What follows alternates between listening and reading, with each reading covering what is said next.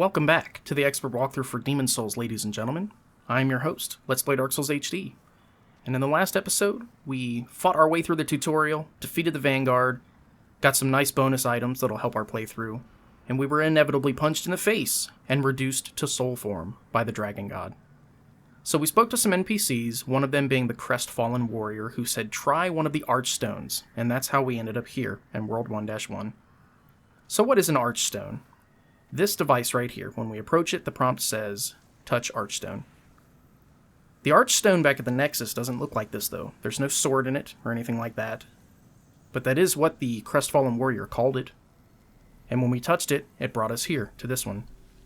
I believe that this sword is imbued with some kind of magic, where, stabbed into this rock, which I believe to be a piece of one of the Archstones, is how we are connected to the Nexus. Because when we interact with this, that's where it'll take us, is back to the Nexus. So that's my theory, at least. We're not going to get in through that way. It would make sense we had to take the Archstone to get here because, I mean, that's a giant iron gate that doesn't look like it's going to move for anybody. And it's smelted into a giant concrete castle structure that blocks the only way in, which is through this narrow mountain passage. I don't see any other way to get into Boletarian, so yeah, looks like the Archstone is the only way that you're going to be able to teleport in or out of these places. So let's start working our way into 1-1. Your basic enemies here are going to be the Dreglings. And we've already dealt with these guys once. We saw them in the tutorial. But let's see what these guys can do. Now when they jump at you, they're going to make you think that they're left open, when in reality, they're going to do a really fast recovery attack that is almost certainly faster than you are. So as you can see, I just traded with him. These guys are a little bit quicker than they look. They are by no means a difficult enemy. They're very easy to defeat, but in numbers, because of how quickly they move, they can be a problem. So I'm going to point out some really cool game mechanics to you guys as we mop the floor with these poor bastards. Now, going down this way, you are not going to be able to open this gate. This is locked. It is a tendency event. And tendency, world tendency, is something I'm going to explain a little bit later. So let me get past this guy. We're going to point some out real quick. Now, if I just hit this guy, regular attack for me will do 31 damage. Okay? So 31 is what we do. But come on. Don't glitch out on me now. 31 damage is what we do on a normal hit against a Dregling. Sounds about right. But we're going to talk about counter damage for a second. Counter damage is something that happens when an enemy is either in the middle of attacking you or actively attacking you, and you attack them with your weapon in that moment. It'll probably be easier to show against these other guys up here on the steps, so let me mop the floor with these guys real quick. And watch out for that recovery attack.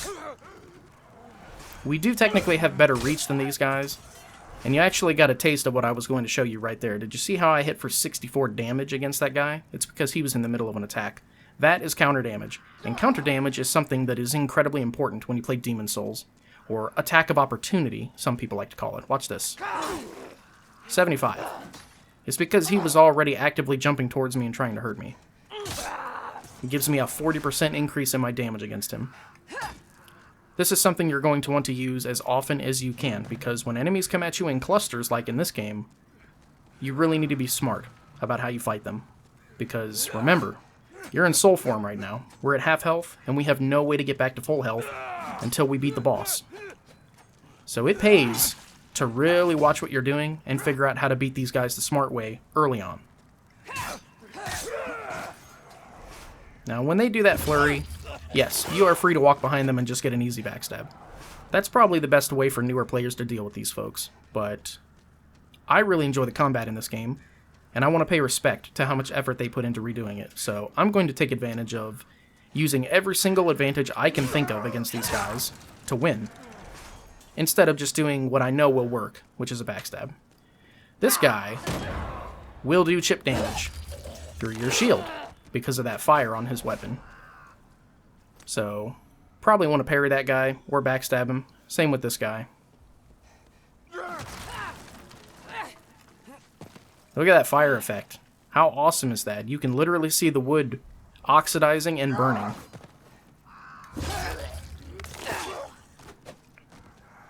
And look. Now it's even starting to turn white.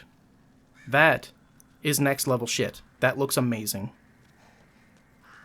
So once you get up to this main level, that's going to be the boss fight behind that door. You'll notice that that door is remarkably similar to the one back there. Almost identical. We actually picked up some pine resin from that guy. That'll be useful. This is not going to open for us. That is actually a shortcut that's going to serve us later. This direction, however, is the one we need to proceed in. Now, before I get into this next group of enemies right here, I want to point something out real quick. New to the Demon's Souls remake, you now have a touchpad hotbar, or a tool belt, it's called. This was not in the original Demon's Souls. You can leave notes if you're playing online. You can access your gestures by doing this, or if you want to, you can just hold down the X button, and it'll bring up your gestures menu. But you can also do photo mode, which is kind of cool. This is something that's probably fantastic for thumbnails, or any kind of video project for you content creators. It's pretty awesome. And then the expression, yeah, you can change the face. I think that's pretty cool. But the important thing I want to point out is the tool belt. You can equip just about anything to this that's considered a consumable or a tool. This is something that would be perfect for these, the Noble's Lotus. We're not going to have to use this for this level at all because there's no poison present in this level, and that's what the Lotus does. The Noble's Lotus heals poison, but status effect items are best used in the tool belt, so that way they don't take up your actual item bar, which is what we cycle through on the bottom here. So I recommend keeping your grasses and your throwing items on your actual tool belt, or on your hotbar down here, instead of on the tool belt, because Crescent Moon Grass is the most impotent healing item in the game. This is like level 1 grass healing item, which is perfect for us because we have practically no health, but we also have some Half Moon Grass in case we're like on the verge of death and we need to heal in just 1 grass, whereas like the amount of health we have right now, it would take 2 Crescent Moon Grasses to heal us, but only 1 Half Moon Grass. So we have another shortcut right here that we're not going to be able to access just yet. We're going to unlock both of these shortcuts on the same upper level of this place, and we're going to be able to use them to get back up to where we were. So this part presents a little bit of challenge. I recommend leading these guys to the hole. There's one. This guy's acting a fool, so we can just stab him. And then this guy up here that has the crossbow, we can get rid of him pretty easily. He's not going to pull a weapon out and try to melee you, because he doesn't have one. But once you get up in his face, he's essentially harmless. We'll pick up some more Half Moon Grass. Do not fall down in there. Those are souls floating around. The souls of dead people who died falling in there. So don't fall down. I would say only use that against those draglings, so that way you don't have to try to fight 3 enemies at the same time. There's going to be a guy in here directly on your right. So run in and run out. Hello? Knock knock. Knock knock. Listen, man. Alright, so you get the point. You run in a little bit, and then deal with this guy however you see fit, because they all die pretty easily. But another guy is going to come right over here. So watch out for this guy. I would say don't venture too far into the room when you aggro this guy, because then you're going to have 2 on you. So the guy who was standing right here that we dealt with typically is a lot smarter to try to pull him out here once you kill all 3 of these guys. That's what I recommend, at least. I just got impatient with him. So what do we got here? We got some reading material. There's actually illustrations in this book, believe it or not. That's interesting. Please watch this in 4K, by the way, if your internet permits, because you can really see everything. What else do we have? We have rotten fruit. That looks like a handwritten letter. And that is a medieval fork that only has 2. It has 2 tips on it instead of like 3 or 4 or 5 that you would see on a normal spoon today. And then we have wax candles, simple dinner plates, tankards, and a pitcher to pour their drink from. Cool stuff.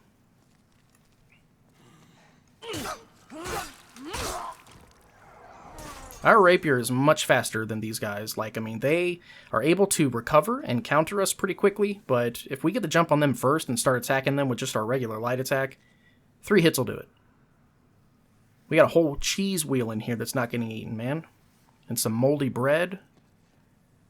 We have another vial-looking thing that probably has some kind of drink, like maybe a wine or something in it. Dinner plates and a small cauldron. Nice little dresser. Pretty sure I saw that on IKEA's website.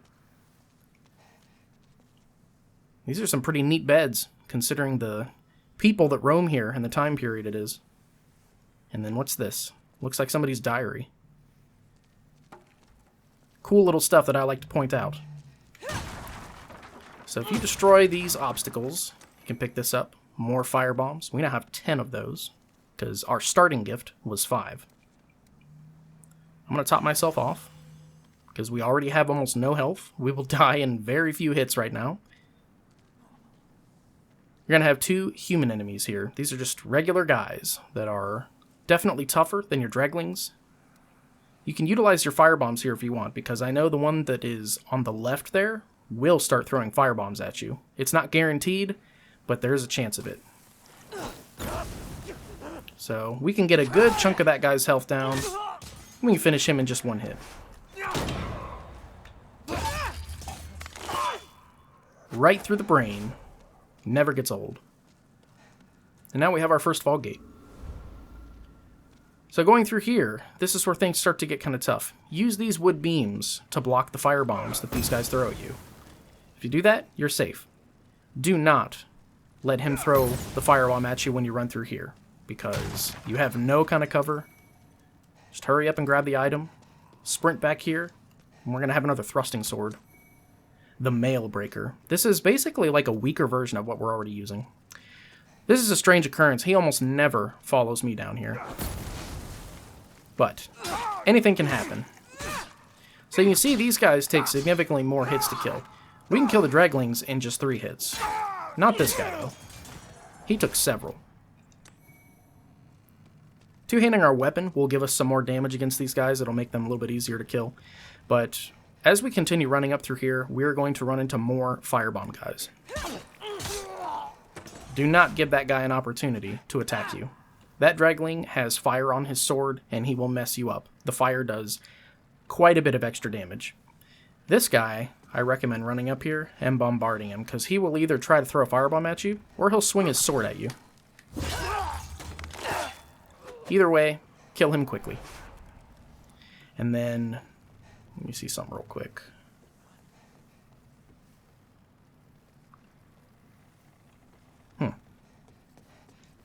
I never cease to amaze me that the way they design a lot of these levels is that you will see things and they will always look different from other angles, and it makes you double check. It makes you second guess, want to go back and check again, and I don't know. It's really cool.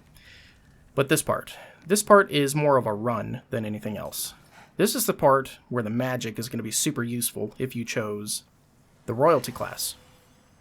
So here's what we're going to do. We have a firebomb thrower directly above us. It's going to be shooting stuff from behind us. We're going to take care of these guys using the magic. And I'm going to explain why I just did that and why it was worthwhile to use that method, because that guy, wow, believe it or not, he jumped down. That's interesting. He normally would have been standing up on this upper level here and throwing firebombs from behind you. And then you've got these guys in front of you. It's like a pincer attack. It's very dirty. It's the death of many new players. But you also have this guy up here who will rain fire down on you. So you have 2 guys throwing firebombs, 2 Draglings directly in front of you that have fire on their weapons. It's a bad time if you're not cautious.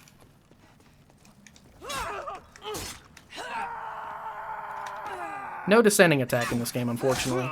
We could have finished that guy real easy if we had a descending attack, but that is not an existing function in Demon's Souls. So let me do something real quick. My camera's kind of bothering me. I think it... Let's see.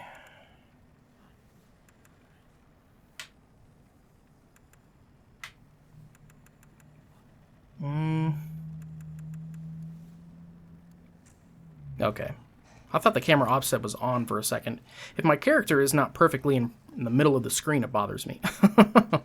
But now we can deal with that guy relatively easily. Let's pick this up. Dodge the firebomb. Don't want to get hit by that. And then this item is not accessible just yet. We're actually going to have to take advantage of a trap up there to get to it. There are going to be guys out here on this bridge. And yes, you can roll off and die if you're not careful. It's not a bad idea to practice your parry on these guys because you know you can survive a few of their hits before you die. But maybe not so much the humans, because they hit harder than the draglings, and you can't survive as many hits by them. They're a little bit more unpredictable.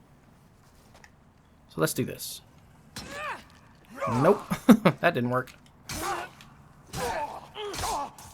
So if we two-hand our weapon and take advantage of our strong attacks while still managing our stamina well, we can clean these guys up pretty easily. They are significantly tougher than the draglings, but that doesn't necessarily make them difficult.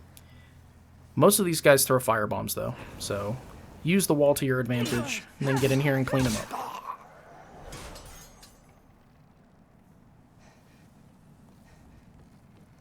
So now let's go pick this item up. More Half Moon Grass. No complaints here. And then this is one of your first really dirty traps in this game. So if you go so far up, it'll cause the boulder to come down.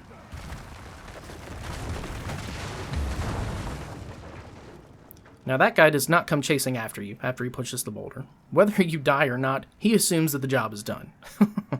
So let's go over here. Pick up this bastard sword. That's going to be your first great sword you pick up in this game.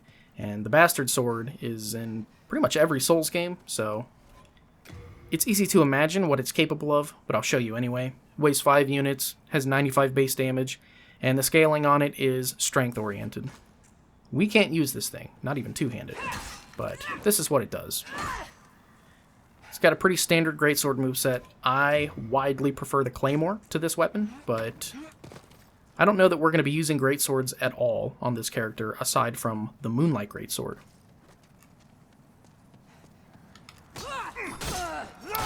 Of course, the terrain is abusing me.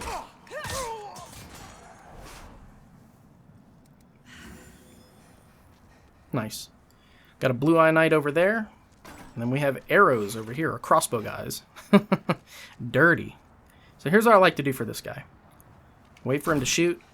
And then while he reloads, he can't turn to face you, so you can just bum rush him. This part over here is different, though. We have a guy over here that has a spear. These dudes that have the steel helmets and the spear and the shield are super annoying. They can be quite problematic, so what I do for this part is I just get rid of that guy. And shoot that dude with magic. And you can do the same thing to the spear guy. You can kind of cheese him, but they have a slash attack with the spear that's kind of annoying to get rid of, but the problem that these guys really have is that right there. They have the ability to turtle stab, so one is just fine. It's not a big deal. But if you... Oh, wow, we got his spear. That's a good drop. That is a rare drop. I was actually praying that we were going to get that spear from this next enemy, who is not easy by any means. But spear guys are honestly only a problem in numbers. This guy, on the other hand, is a problem all by himself. This guy is notoriously difficult. The only way that you really want to try to beat this guy is by spamming backstabs. I think the developers meant for you to come back much later to try to fight this guy, but that's not our style. We're not going to do that. Now, even this little baby tiny shield we have that is not very good, he'll still bounce off of when he comes after us with that spear. This guy's a little unpredictable, though. His running attack is a guarantee one-hit kill. If you get caught in that chain of stabs, you're done. And you can't backstab him when he's in the middle of recovering from an attack. The enemies have iframes in this game, believe it or not. So my general strategy is just take advantage of backstabbing him, shoot him as he stands up, and get your shield back up. This guy heals. But if you kill him fast enough, you don't have to worry about that. You get Full Moon Grass from him. That is his highest chance drop, so you'll almost always get that. And he's guarding a nice little unknown hero soul, which is a good soul item. That's almost an extra level for us in the beginning. So that guy gives a lot of new players trouble. He's pretty difficult. He's essentially like, I would consider him like your first Black Knight in Dark Souls. Your first enemy that's incredibly strong and you just don't know how to deal with them. You'll probably die to him a lot, but I've been killing him for the better part of a decade now, so I ain't worried about it. Same with this guy. Except I suck at parrying in this game. Now, this guy is super angry. Like, he sounds very mad. And I like the way they did that. I like the way they engineered the sound in this game. Not only is the actual sound of the combat really good, got some throwing knives, nice, but they also redid the way the enemies themselves sound. They all sound more interactive. They sound like they have emotion, you know? Like, they don't just sound like enemies in a video game. They sound like opponents, adversaries. So this is a really cool visual effect. Look at this fire. It's burning this little bridge right here, this balcony, I guess it would be. Yeah, I guess that'd be a balcony. Cool stuff. Lots of imagery here. You got flags. This is a kind of reminds me of the archstone. It's a ring around the handle of the sword. And then you have this shield icon here that is similar to that. That stone shield above the doorway, again, looks like a sword with the ring around the handle. So there's a drop down right here. Don't worry, you won't die. This will be our first ranged weapon. Got ourselves a light crossbow and some wooden bolts. We'll probably end up using a bow instead because my stats are going to be better off for such a thing. There's normally a guy in here, but the reason he's not is because, again, strangely, he dropped down. Like, he was standing right here. This is the guy that would have thrown the firebombs at your backside as soon as you got pincered by the dreglings in front of you that had fire on their weapons, but he dropped down. Better for us, right? But just for reference, if you're following along with me through this area, you are going to have to deal with that guy in there, unless he drops down for you, like he did for me. And then from here, this is a really nice vantage point. You can see where we started. That little spot on the bridge is where the archstone is. It's where we began fighting our way through 1-1. Very cool stuff, and you can see all the way up into the top. Things are just on fire. I'm willing to bet it was the dragons that did that. So, now what we're going to do is instead of going through this fog gate, we're actually going to go all the way over here, and we're going to unlock our first shortcut. It's kind of a dick shortcut because fighting your way through it to get back up here is somewhat annoying due to the dreglings having fire on their weapons, but at least the game is giving us plenty of ammunition. We have more firebombs now. There's a really cool trick you can use against these guys. I'll show off real quick. Watch this. So yeah, for whatever reason, that fire damage, like the explosion itself, lingers for a couple seconds. So if you can get that second dregling to run into that fire before it disappears completely and burns out, you can kill them both without doing anything. And there's something we're going to have to watch out for on the way down here, which is that, the little door, the opening that you don't expect. Don't go straight for the door, because that guy is coming for your ass. Now, that was a perfect example of why you got to be super careful when attacking these guys on stairs. It's not a good idea to trade with the guys that have fire on their weapon, because, as you can see, it does quite a bit more damage. We have tons and tons of healing items, so it's okay for us to be sloppy right now, but I would say probably try to get them on flat ground when you fight them, because if you're hitting them on the stairs, the hitboxes are kind of wonky. It's a little bit strange. So this is interesting. Pretty sure that guy is the one who broke that. That's an interesting... that is a very interesting observation. So this little spot right here where this chain is connected to the wall was holding that body down there. At the very bottom of the screen, you can see the item is on the ground down where we started. You're actually supposed to break both of these chains yourselves, but apparently you can do it through the wall. I want to test that. Hey, what do you know? So normally what you would do is you would attack the chain itself to drop them down, but that's very interesting. I didn't know that was a thing. You can attack the wall where the chain is connected and get the same effect, knocking those two corpses to the ground. One of them is going to have an outfit, the other is going to have an important story item for Stockpile Thomas back at the Nexus. So once we get down here to the bottom, what you want to do is aim for these barrels, because the shockwave of those flammable barrels is going to make all the difference in this fight. That's a lot of guys down there, and they all have fire on their weapon. I guarantee if you get them all on top of you, you're going to die. So we don't have to be Peyton Manning for this because we have a ton of these firebombs, but the better your aim is, the more of them you can keep on your person. So this kind of thing takes practice, by the way, like being able to aim firebombs to do exactly what you want them to do without locking on, because that's not an option for us. You can't lock on to the barrels. And if we lock on to the enemies over there, I don't think that the fire damage is going to be quite close enough to the barrel to cause the explosion. So with a little bit of practice, you can get the firebombs where they need to go. And then how many does that leave us? That leaves us one guy, it looks like. And that's not a problem. Hell, we can just do this. Almost. They move quite quick for what they are. So if you have the royalty, you can do that and not deal with fire guys in general. I don't mind getting up close and dirty with them, but that's just me.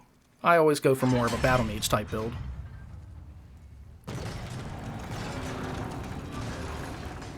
Opening this shortcut is going to give us the Cling Ring, which is our very first equipable ring in this game, and it's super important. We currently have the Fragrant Ring. That is a starting item for the royalty. And the Fragrant Ring is good because it slowly restores our MP over time, which means we don't have to use consumables to get our mana points back.